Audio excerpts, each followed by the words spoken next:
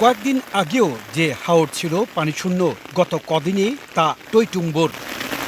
পানি যত বাড়ছে বাসিন্দাদের সংখ্যা তত বাড়ছে।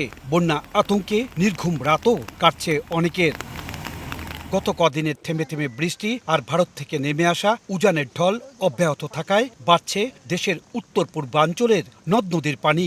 সুরমা কুশিয়ারার পানি প্রতিদিনই বাড়ছে। রোববার সকালে বিপদসীমা পেরিয়ে প্রবাহ হয় 41 সেন্টিমিটার উপরে। পানি প্রবাহ বেড়ে যাওয়ায় সুনামগঞ্জ সহ হাওর পাড়ের মানুষ রয়েছেন আতঙ্কে। পানি উন্নয়ন বোর্ড ভয়াবহ রূপ না নেয়ার তথ্য জানালেও তাতে আশ্বস্ত হতে পারছেন না বাসিন্দারা। বিশেষ করে গত বছর টানা 7 দিন পানি বাড়ায় ভয়াবহ বন্যায় দেশের বিচ্ছিন্ন জনপদে রূপ নেয় সুনামগঞ্জ। সড়ক অবকাঠামো, কৃষি, মৎস্য ও ঘরবাড়ির ব্যাপক ক্ষতি করে।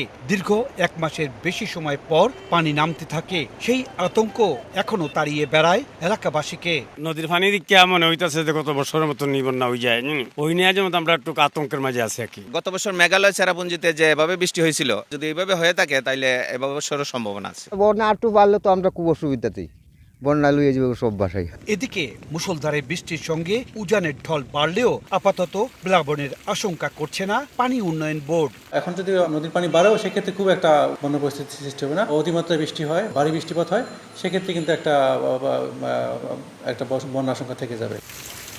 তবে পরিস্থিতি বিবেচনায় প্রস্তুতি নিচ্ছে দুর্যোগ ব্যবস্থাপনা সহ সরকারি সেবা প্রতিষ্ঠানগুলো। বন্যা পূর্বাভাস কেন্দ্রের তথ্য বিবেচনায় রেখে আশ্রয় কেন্দ্রের পাশাপাশি জরুরি খাদ্য সহায়তা প্রস্তুতি রেখেছে জেলা প্রশাসন।